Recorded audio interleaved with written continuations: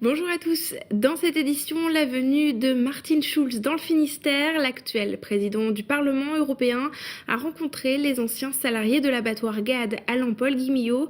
En pleine campagne pour les élections européennes, il est le candidat à la présidence de la Commission européenne du mouvement social-démocrate. Vous l'entendrez dans un instant. Dans ce journal, également rencontre avec les membres de la prestigieuse Académie des sciences. Ils se sont rendus à la station biologique de Roscoff, compte rendu de leur venue dans ce journal.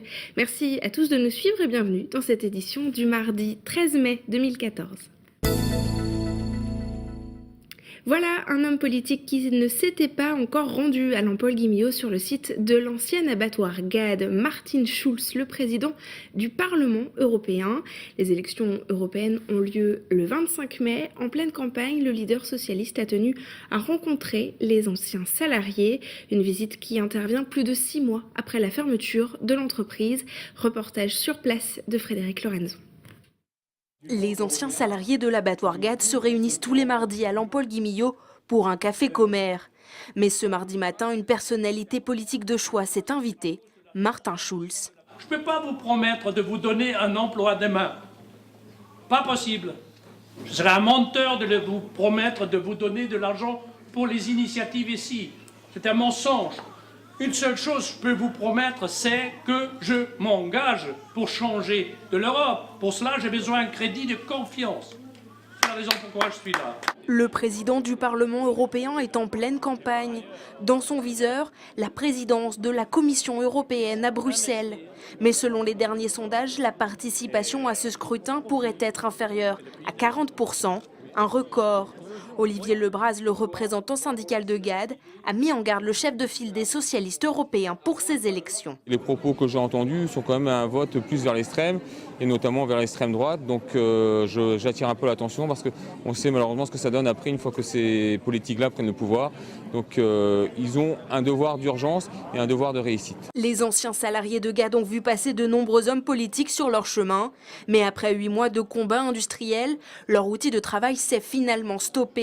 Alors dans les rangs des ex-gadistes, le scepticisme l'emporte. Aujourd'hui on est déçus de tout le système politique, quel qu'il soit, qu'il soit de droite ou de gauche, que ce soit en France ou en Europe. On a eu assez comme ça pendant tous les combats qu'on a donnés. Voilà.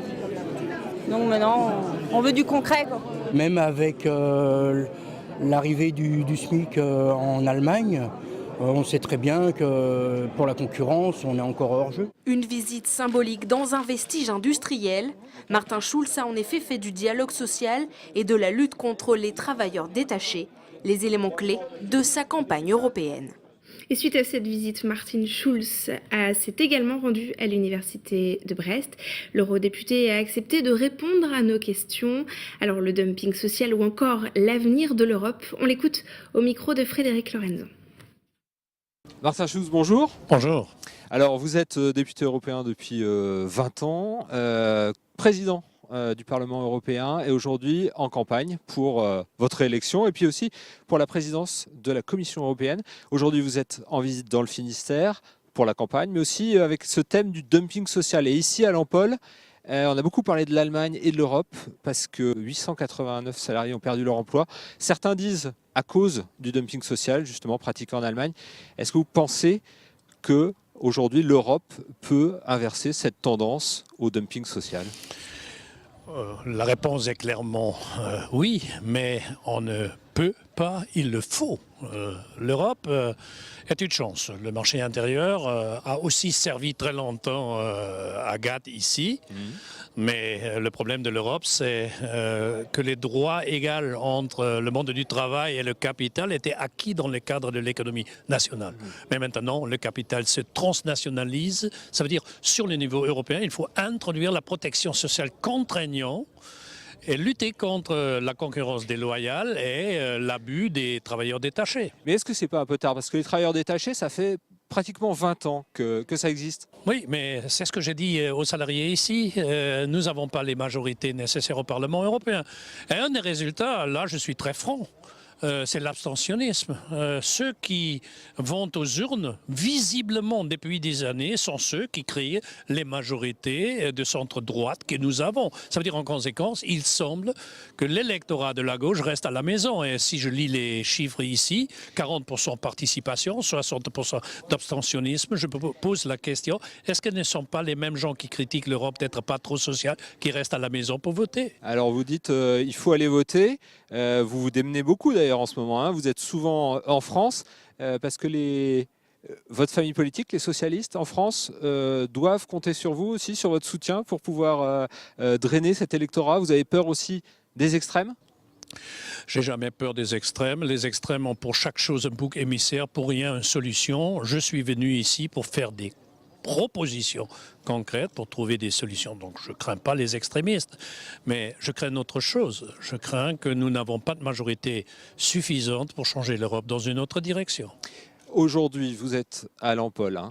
Qu'est-ce que peut faire l'Europe très concrètement aujourd'hui dans un cas comme ici, c'est-à-dire pour préserver finalement l'emploi et surtout éviter ce dumping social? Vous avez parlé d'une proposition de loi, hein, notamment sur les impôts des sociétés.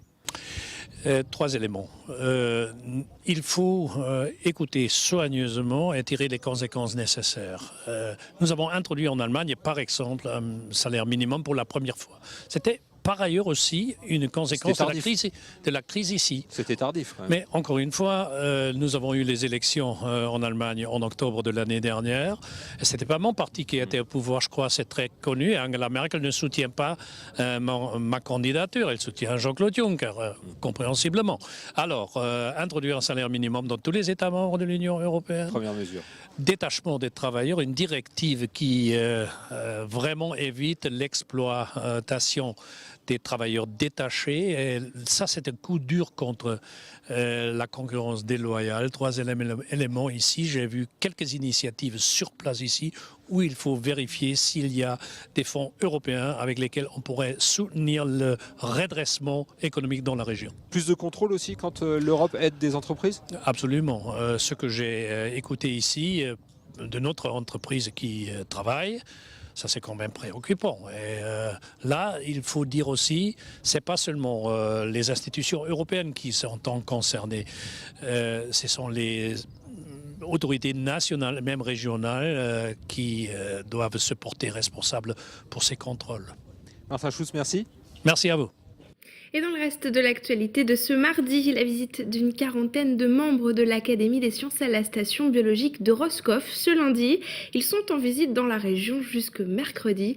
Félix Noël a suivi leur venue dans le Finistère.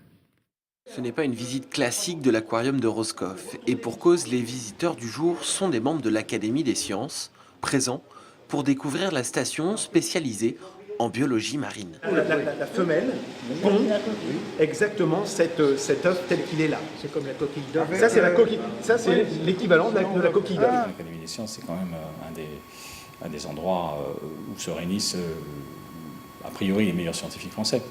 Donc, qui viennent nous visiter, c'est effectivement un peu flatteur. Bon, c'est déjà bien en soi. Et puis, ce qu'on espère, c'est que ce coup de projecteur peut nous aider à aller plus loin dans l'avenir. En 3 siècles d'existence, l'Académie ne s'était jamais déplacée en Bretagne et pourtant, elle se rend tous les 2 ans en province à la rencontre des scientifiques locaux. À Roscoff, les académiciens ont donc pu observer des macroalgues comme des animaux. Sur les ressources maritimes, sur la biologie ou la sexualité des algues, avec des recherches de sciences fondamentales et de recherches appliquées. Et au fond, l'Académie s'informe parce qu'elle suit les progrès des sciences et de la technologie. Elle fait des rapports, elle aide le gouvernement ou les instances à décider des stratégies scientifiques et de recherche. Direction Rennes ce mardi pour les académiciens. Ils étaient attendus pour leur traditionnelle conférence publique hebdomadaire. Merci à tous d'avoir suivi cette édition. Vous pouvez bien sûr revoir nos programmes sur notre site www.tbotv.fr. On se retrouve demain pour un nouveau point sur l'actualité locale et régionale. Excellente soirée sur TBO.